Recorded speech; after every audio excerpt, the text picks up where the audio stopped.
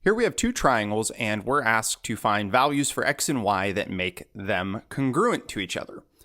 So let's go ahead and do that. Now, I did make a note of all of the ways that we have to prove a triangle is congruent down here, but there's a new special one that we just learned that is exclusive for right triangles. It's the hypotenuse leg theorem. And so as soon as I see a right triangle here, I feel pretty confident that's what I'm going to be using, or at least it's something to consider. And so I'm going to identify the hypotenuse of both of these. The way I do that is I look for the right angle here, and I just look for the side opposite. So I have hypotenuse here, okay? And I'll do the same thing here. I have the hypotenuse here. I'm also going to go ahead and identify the legs. So this right here is a leg. And in the other picture, or diagram here, I have an additional leg. This is looking pretty good. So now I have two hypotenuses and two legs. And what the hypotenuse leg theorem is if I can prove or find a value for x and y where this hypotenuse is equal or congruent to that hypotenuse, and then do the same thing for the legs, find a value of x and y where this leg is equal to that leg or congruent to that leg, well then I can use the hypotenuse leg theorem to state that I know that these two triangles are congruent to each other. Keep in mind, could I have used one of these theorems? Possibly. Just because it's a right triangle doesn't mean that these theorems don't work. These theorems work for any triangle. It's just this one only works for a right triangle. And so when I see a problem with a right triangle, I'm just going to double check and see real quick what I'm working with and if that'll work. So let's go ahead and come up with the equations for this. So I want each of these hypotenuses to equal each other, and I need the two legs to equal each other. So now I run into a little bit of an issue. I have these two equations, and each one of them has two variables.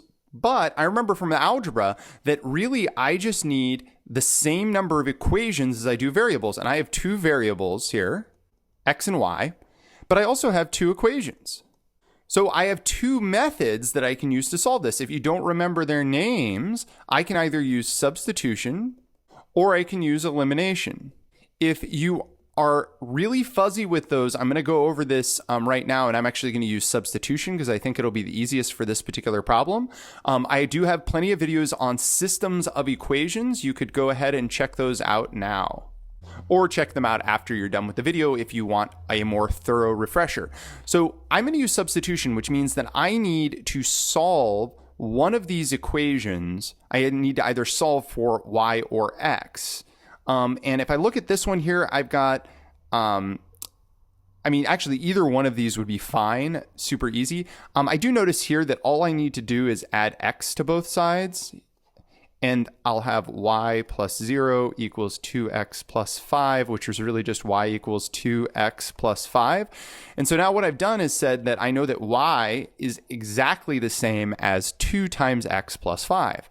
So I can hop back over to this equation here, and instead of writing y, I can just write 2x plus 5, since it has the same value. And so I see that I have that here as well. And then everything else stays the same.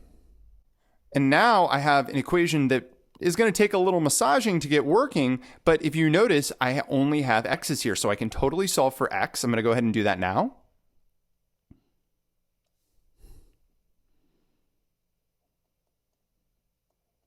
Combine like terms. I'm going to eliminate everything but the x's from the left side.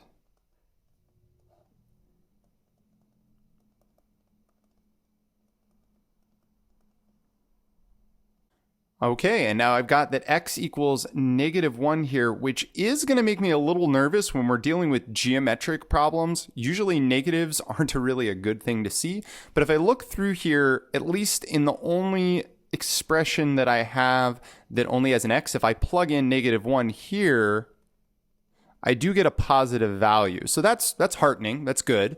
And now what I can do is I can hop back over to the other equation here, and to be honest, this is something that I should probably plug everything into this equation here, but I'm pretty confident. I'm pretty solid with my algebra. So I already have this nice statement here that says y equals something. So I'm just going to plug it into this and trust that my previous algebra was good. And I can always check it later if I need to. Okay, so I plugged in that -1 for x here, and I'll go ahead and solve for y.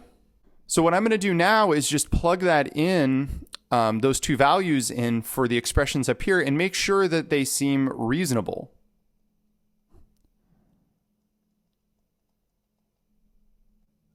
All right, so now that I've done that, I should just verify, well, the hypotenuse is, well, that one's 8. That one's also 8. That's good. That's what I was looking for.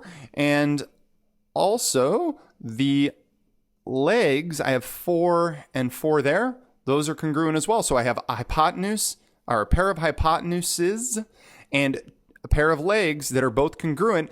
Therefore, I do know that these triangles are congruent by the Hypotenuse Leg Theorem if the value of x is -1 and the value of y is +3.